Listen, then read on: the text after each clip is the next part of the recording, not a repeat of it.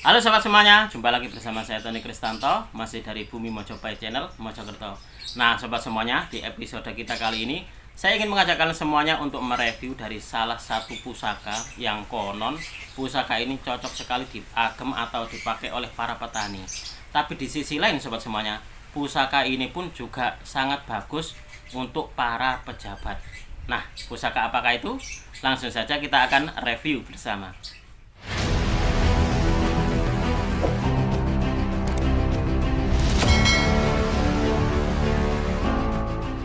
Nah sobat semuanya, sebenarnya untuk dapur keris ini adalah sangat familiar sekali. Sama halnya seperti kayak brojol, tilam upih dan juga tilam sari. Nah ini adalah penampakan dari pusakanya. Nah kalau kalian masih ingat sobat semuanya, saya pernah mereview dari pusaka ini waktu itu setelah saya mahari. Jadi kalau kalian masih ingat, untuk warangkanya sendiri waktu itu dia dimakan tikus. Nah di bagian sini nih, ini dimakan tikus. Lalu di bagian sini ini pun juga dimakan tikus. Nah, kalau sekilas seperti ini memang tidak kelihatan karena sudah saya serviskan sobat semuanya. Jadi karena apa ya? Waktu datang tuh pusakanya dalam keadaan berkarat, kotor dan berkarat, dan juga untuk ini warangkanya sendiri itu sangat-sangat kucel banget. Makanya kenapa wah ini harus diserviskan. Nah, setelah diserviskan ini adalah penampakannya sobat. Dan ini untuk kayunya sendiri kayak semacam apa ya, nginden untuk ininya, untuk seratnya.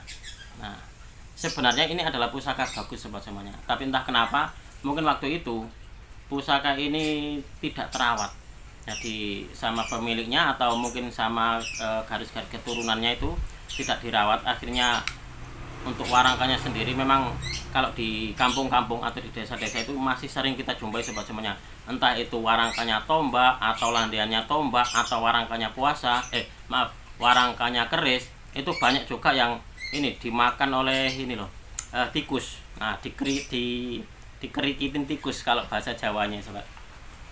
Coba kita akan melihat bentuknya pusaka ini kira-kira masuk dapur apa sih, coba.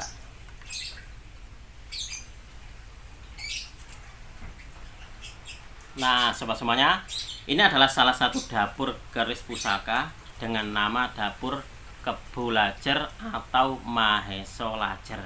Nah ini adalah kemarin tuh yang sangat viral sekali, banyak sekali bagi para pecinta tosan aji ataupun juga kolektor itu mencari keris-keris dengan dapur Kebulajer atau Maheso Lajer, karena konon katanya ini kan tahunnya tahun kerbau, jadi sangat pas dan juga sangat cocok sekali seperti itu.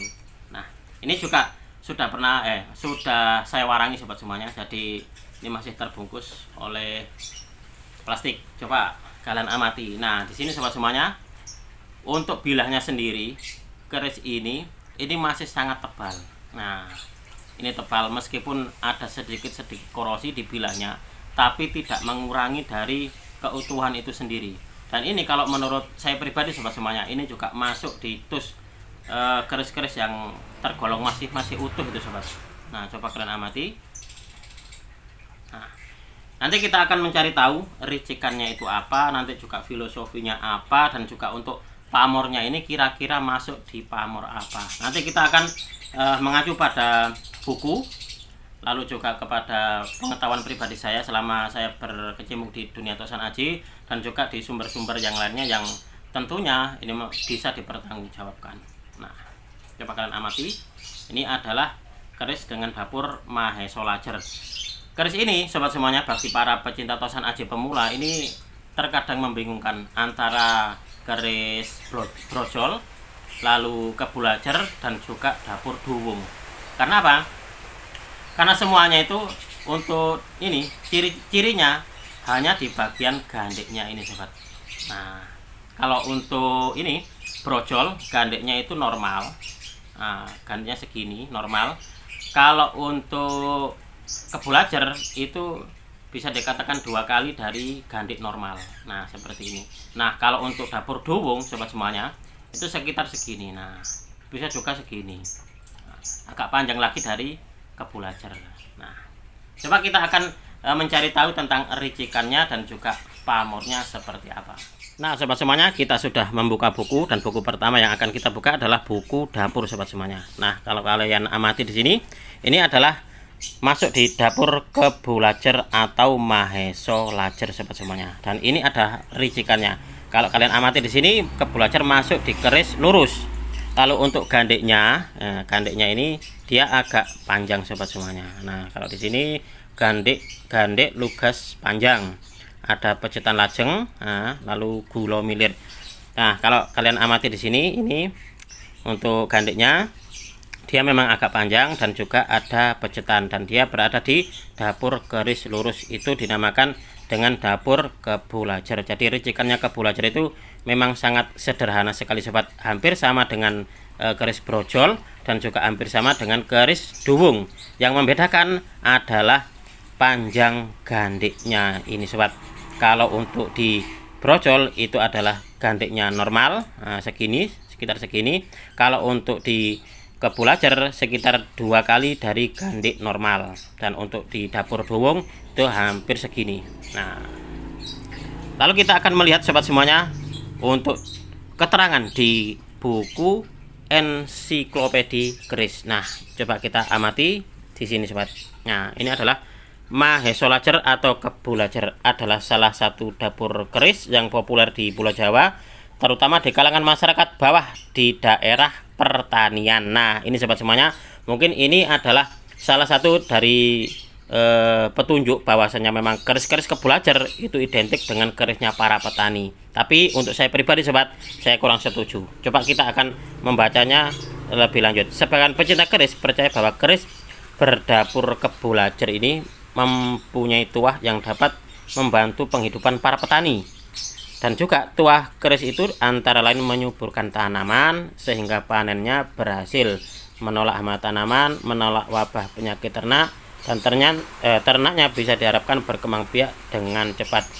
Selain itu, ada juga sebagian keris dapur Kebulacer yang konon dapat menolak wabah penyakit. Nah, coba kita lanjutkan lagi di halaman selanjutnya. Sini. Nah, di sini, sobat. Karena kepercayaan akan tuah Kebulacer ini, pada zaman dahulu keris ini juga dimiliki oleh para pangreh praja, semisal lurah, wedana, atau bupati. Karena mereka percaya bahwa tuah keris dapur Kebulacer itu dapat melindungi daerah kekuasaannya dari serangan hama tanaman atau wabah penyakit. Nah, itu sobat semuanya. Mungkin itu adalah salah satu dari ini alasan kenapa para pejabat setingkat kayak lurah, kayak camat, kayak bupati seperti itu juga memiliki keris dengan dapur Kebulacer. Karena untuk tuahnya dari Kebulacer sendiri konon salah satunya adalah bisa menolak wabah penyakit, dan mungkin para penguasa atau pemimpin wilayah pada zaman dahulu itu juga berkeinginan agar masyarakat di daerah bawahannya itu ini terhindar dari wabah penyakit, dan juga terhindar dari wabah-wabah seperti itu, sobat semuanya. Nah, sobat semuanya, kita coba membuka buku yang satunya lagi, dan di sini adalah buku pamor, sobat semuanya. Tapi sebelum kita membaca tentang pamor apa yang ada di keris Kebulacer ini, saya akan sedikit mendefinisikan tentang Kebulacer itu apa sih. Karena kalau di dalam pengertian bahasa Jawa kan kebu itu kan artinya adalah kerbau, dan lajer itu kalau boleh saya bilang artinya adalah lurus. Jadi Kebulacer itu, sobat semuanya, berasal dari 2 kata yang berarti kebu atau kerbau, dan lajer yang berarti lurus. Jadi keris Kebulacer ini memiliki makna dan harapan agar pemilik keris ini bisa memiliki semangat seperti kerbau yang giat bekerja tanpa kenal lelah untuk menghidupi keluarganya dengan jalan yang lurus dan tidak menyimpang dari ajaran kebaikan. Dan juga, sobat semuanya, konon tuah dari keris Kebulacer itu dipercaya dapat menolak wabah penyakit.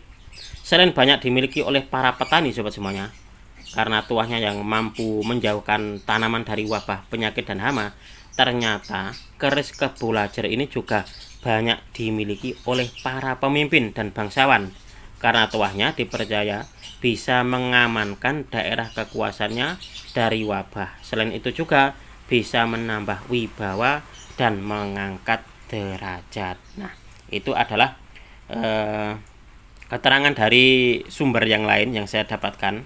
Jadi itu adalah filosofi dari keris kebulacer tersebut dan juga angsar atau tuah dari keris kebulacer, sobat semuanya. Dan di sini kita akan melanjutkan lagi tentang pamor. Kalau kalian amati di sini sobat semuanya, ini seperti kayak garis lurus seperti ini, tapi bentuknya kecil-kecil dan menyambung dan tidak putus. Nah, kalau di sini di keterangan ini adalah keris ini berpamor adeg. Banyak dijumpai tergolong pamor pemilih, tetapi lebih banyak yang cocok daripada tidak. Nah, tuahnya terutama sebagai penolak. Ada yang menolak guna-guna, ada yang menolak wabah, angin ribut, banjir, dan lainnya. Ada yang hanya menolak suatu sifat, ada yang beberapa sifat penolakan. Jadi tuahnya itu ada yang ini sobat, menolak hanya satu sifat, dalam artian katakanlah ini untuk menolak wabah penyakit, seperti itu saja. Ada juga yang ini khusus untuk menolak angin ribut, gitu saja. Dan juga untuk pamor adeg ada juga yang bisa menolak beberapa sifat penolakan, seperti ini tadi, menolak wabah penyakit, angin ribut, banjir, dan lainnya. Jadi kalau boleh dibilang ini untuk tuah dari pamor adeg itu adalah sebagai sarana tolak balak sobat semuanya. Lalu kita akan membandingkan dengan pamor merambut atau rambut. Kalau di teman-teman Tosan Aji ada juga yang menamakannya dengan pamor rambut sinuri. Nah, sepintas seperti pamor adeg, bahkan ada yang menyamaratakan dengan membuat istilah baru adeg rambut. Padahal sebenarnya lain. Pamor merambut alurnya terputus-putus ya.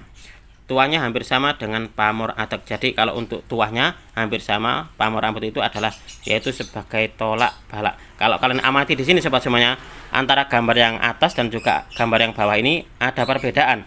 Kalau di sini untuk adegnya ini untuk alurnya ini tidak terputus.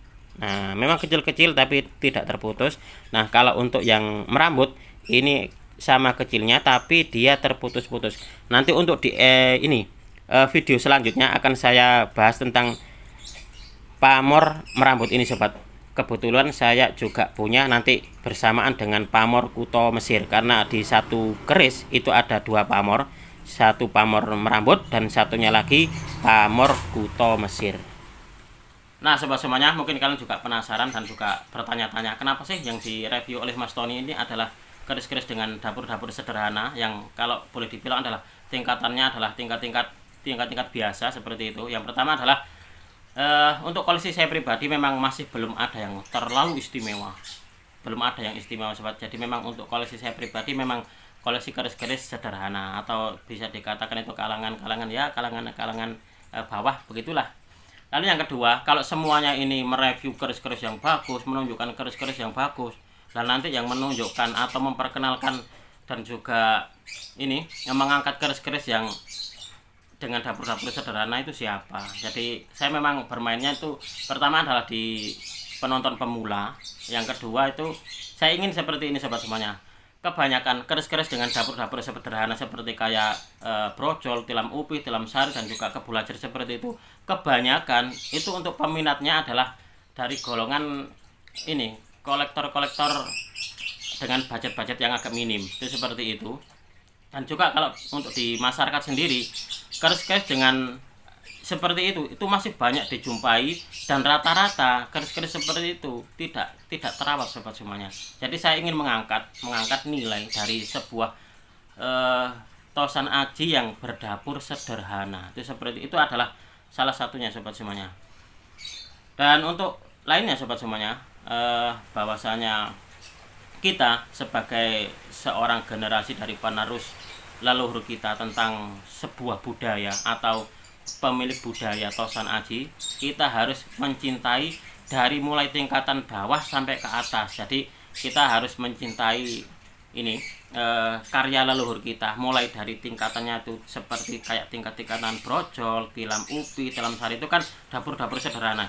Jadi dimulai dari situ dulu. Lalu kita akan menanjak ke semacam kayak dapur-dapur singo ataupun juga dapur-dapur nogo sosro sobat semuanya. Nah, itulah kenapa saya selalu memfokuskan sobat semuanya ke titik-titik ini, kesederhanaan. Jadi di dalam channel saya, isinya adalah, pertama yang saya tembak dulu adalah pecinta tosan aji pemula, pecinta tosan aji pemula, dan yang kedua untuk dapurnya adalah yang paling banyak beredar di masyarakat.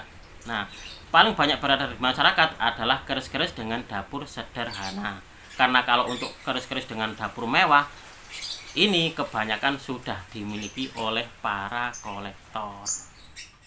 Nah, demikian tadi sobat, kita sudah mereview bersama tentang salah satu dapur yang bernama dapur Kebulajer dengan pamornya pamor adat. Apabila ada kesalahan dalam saya menyampaikan review tadi atau ada kekurangan, saya memohon maaf yang sebesar-besarnya.